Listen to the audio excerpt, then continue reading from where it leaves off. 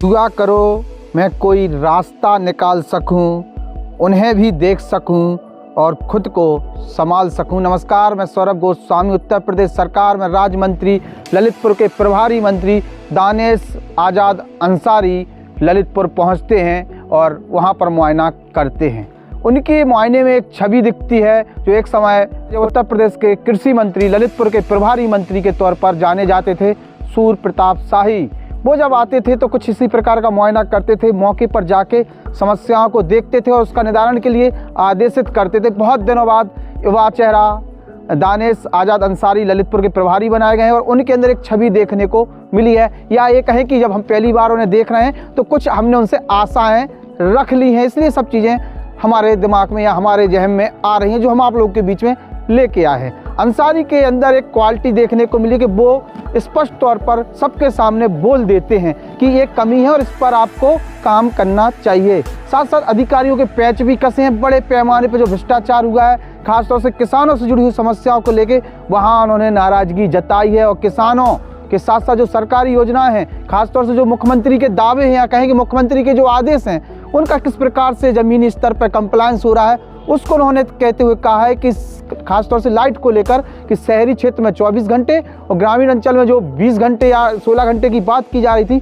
उतनी लाइट तो कम से कम मिलनी ही चाहिए। अब देखते हैं किस प्रकार से प्रशासन उनके आदेशों का काम करता है। और चूंकि लाइट की जो समस्या है वो बड़ी है और किसानों के लिए समय पर लाइट नहीं पहुंच रही है, और हम पहले भी बोल रहे थे कि किसानों को लगभग 4 से 5 घंटे लाइट मिल रही है, प्लस 24 घंटे से लेकर 48 घंटे के भीतर अगर शहरी क्षेत्र में कोई ट्रांसफार्मर खराब है तो वो 24 घंटे, और अगर ग्रामीण अंचल में तो 48 घंटे के अंदर वो ट्रांसफार्मर सुधार दिया जाए। अब इसमें तमाम अधिकारी पैच लगाते हैं कि बिल नहीं भरे गए, तमाम समस्याएं, उस पर क्या आदेश किया है, क्या अब चुनौती आती प्रशासन पर, वो देखने वाली बात होगी। लेकिन बिल के बहाने जो लाइट की कटौती की जाती है वो किससे छुपी हुई नहीं है।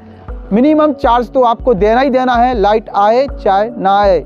अब देखते हैं आज़ाद अंसारी किस तरीके से ललितपुर को आगे बढ़ाते हैं, किस तरीके से ललितपुर को विकास की तरफ आगे लेके जाते हैं, या फिर फोटोबाजी करके, मीडियाबाजी करके, बाय लूट के कहीं एक प्रकार से कहीं कि जो अभी वो आए थे तो एक उनका रूटीन एक प्रकार से आना था, ऐसे फिर आएंगे, फिर एक देर बाद चले जाएंगे, ये उनका रूटीन में देखने को मिलेगा। या कुछ कर पाते हैं, ये देखने वाली बात होगी। दानिश अंसारी युवा चेहरा है, युवा मंत्री हैं, करने की इच्छा है, और फिर संत की सरकार में अगर कोई मुस्लिम चेहरा मंत्री है तो कहीं ना कहीं वो योग्यता भी रखता होगा, तब जाके वो मंत्री बनाए गए हैं। और उनकी बॉडी लैंग्वेज से या जो जितना हम उनके बारे में जान पाएँ, वो स्पष्ट व्यक्ति हैं, साफ व्यक्ति और काम करने के लिए जाने जाते हैं। इसीलिए मुख्यमंत्री योगी आदित्यनाथ ने उन पर भरोसा जताया है, अपनी मंत्रिमंडल में उन्हें जगह दी है, और वो निश्चित तौर पर जो उनकी बॉडी लैंग्वेज है उससे लगता है कि कुछ कर ले जाएंगे। ललितपुर में युवा नेतृत्व है, डीएम युवा है, एसपी युवा है, तमाम अधिकारियों का अच्छा कॉम्बिनेशन है, लेकिन भ्रष्टाचार पर लगाम नहीं लगा पा रहे अधिकारी। और इसमें कहीं ना कहीं जो कमी नजर आती है वो आती है राजनीतिक तौर पर। राजनीतिक लोग जिस प्रकार से शांत बैठे हुए हैं और जनता लुट रही है, यह कहें कि कुछ लोग जिनकी जमीर जिंदा है वही कुछ बोलते हैं, बाकी कोई नहीं बोलता है। खासतौर से सांसद, विधायक, मंत्री की तरफ से भ्रष्टाचार को लेकर ज़्यादा कुछ नहीं आता है। हाँ, केवल बातें जरूर आती हैं, डायलॉग जो होते हैं वो आते हैं, लेकिन कागजी लिखा पढ़ी क्यों नहीं की जाती है, क्यों ये मुद्दे विधानसभा में नहीं उठाए जा रहे, क्यों मुख्यमंत्री के पटल पर ये बातें नहीं रखी जा रही हैं, जिसके कारण जो निचली ब्यूरोक्रेसी है वो लगातार लूट मचाए हुए और इसका सीधा सीधा शिकार बनना है किसान।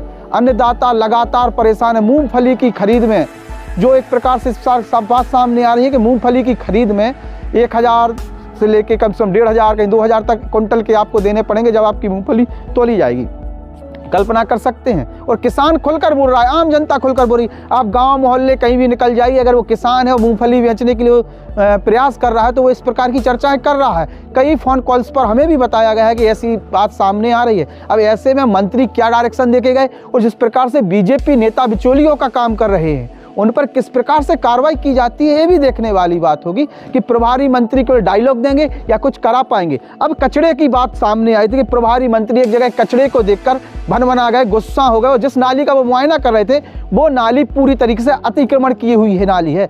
सुप्रीम कोर्ट के स्पष्ट आदेश हैं, किसी भी जगह पर नालियों पर अतिक्रमण नहीं होगा, लेकिन सरकारें अतिक्रमण नहीं हटा पाती हैं और फिर उसको ही मरम्मत कराने के लिए कुछ इस तरीके के वीडियो के सहारे वो बोल के चले जाते हैं। खैर, अंसारी का अपना काम करने का है, प्रशासन अपना काम करेगा और मीडिया अपना काम कर ही रही है। अब ऐसे में जो कचरे की बात सामने, जिसको लेके मंत्री बहुत ज़्यादा गुस्सा नज़र होते हुए आए हैं, गुस्सा हो गए, उन्हें ऐसा लगा कि प्रभारी मंत्री का मुआयना इतना तो तुम्हें समझना ही चाहिए। तो प्रभारी मंत्री के मुआयने में कभी कभी झाड़ू लगाने का भी एक कार्यक्रम बन जाता है। अगर ऐसी बात थी तो दानिश आज़ाद अंसारी को वहीं झाड़ू लगा देनी थी और बहुत सारे नेता वहाँ थे, थोड़ा थोड़ा कचरा उठाते तो कचरा वहाँ से सही जगह पहुँच जाता। इतना डायलॉगबाजी करने की आवश्यकता नहीं थी, चूँकि आप लोग झाड़ू लगाने में बहुत माहिर हैं और झाड़ू लगाकर तस्वीरें जिस प्रकार से खींची जाती हैं वो बहुत चर्चा करती हैं। तो अब ऐसे में जब आपने ही झाड़ू लगाने का चलन बनाया, प्रधानमंत्री से लेकर तमाम अधिकारी झाड़ू लगाते हुए नजर आए, तो अब क्या समस्या सामने आ गई। प्रभारी मंत्री के दौरे में सफाई के लिए झाड़ू लगाने का कोई कार्यक्रम नहीं बनाया गया है,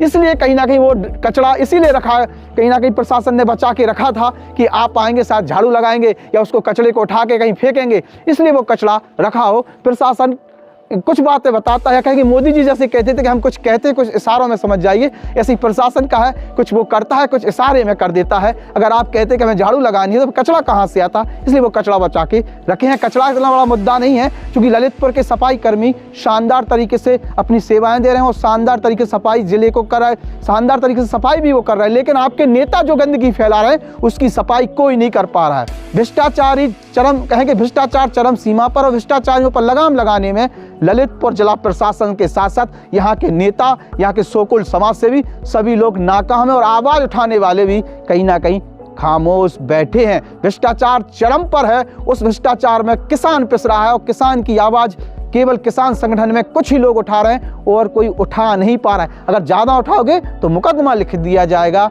किसानों की समस्या के साथ क्या प्रभारी मंत्री अपने आप को जोड़ पाते हैं, ये देखने वाली बात होगी। लेकिन हमने कहा क्या कि जो कृषि मंत्री हुआ करते थे कभी ललितपुर के प्रभारी सूर्य प्रताप शाही, जो एक कद्दावर नेता है, उत्तर प्रदेश सरकार में कैबिनेट मंत्री हैं, उनकी छवि कहीं ना कहीं दानिश आज़ाद अंसारी के अंदर हमें देखने को मिली है। पहली बार हमने उनका दौरे को मौके पर देखा, वॉच किया, उसके बाद अपनी ओपिनियन रखे हैं। क्या आप कुछ आशा रख सकते हैं मंत्री से? और ललितपुर में जो भ्रष्टाचार फैला उसका सबसे बड़ा कारण क्या है? कौन इस भ्रष्टाचार के जड़ के भीतर है और कौन अधिकारियों को संरक्षण दे रहा है? क्यों बड़े पैमाने पर छापेमारी नहीं की जा रही है? फील्ड में तैनात अधिकारी क्यों लगाम नहीं लगा पा रहे? इन पर सभी पर अपने विचार जरूर रखें। नमस्कार।